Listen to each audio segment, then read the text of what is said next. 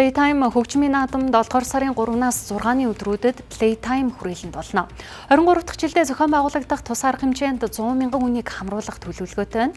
За Playtime хөгжмийн наадам нийслэлийн эдийн засагт 12 тэрбум төгрөгийн нэмэн өртөг бий болгох тооцоо гарсан байна.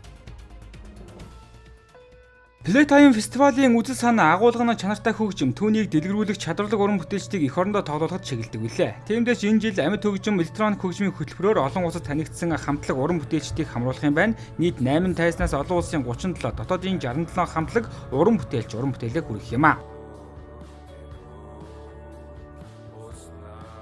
Томоохон фестивалд хэрэглэгддэг.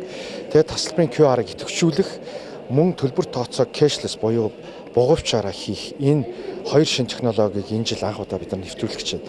Ингэснээр бол маш олон давуу талууд бол бий болж байгаа. Ялангуяа үзэгчдийн аюулгүй байдлын талаас мөн одоо ялангуяа Монголд бол хүмүүс айгүйхтэй одоо QR кодыг ингэж хуурамч QR код авч хохирдог асуудал бол маш их байсан.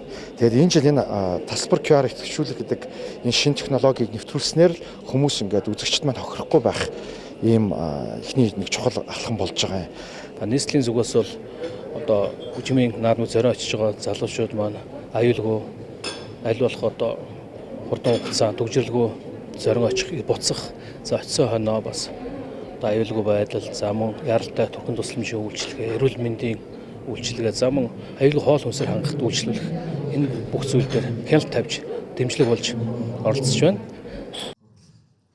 Зэмсэс Coca-Cola компани Playtime наадамд стратегийн түншээр 4 дахь жилдээ оролцож байна. Залуучуудын соёлыг дэмжихээр тухайн жилийн хамгийн том хөтөлбөрөөрөө оролцох юм байна. Share Coke хөтөлбөр болон одоо бусад манай яг ариа дээр ирээд урамшуулалт хөтөлбөрүүдэд оролцох боломжтой. Зөвхөн өөрийнхөө нэртэй зөвхөн танд зориулсан ундаг бас уух боломжтой. За мөн iCoke гэдэг урамшуулалт хөтөлбөрт оролцох боломжтой.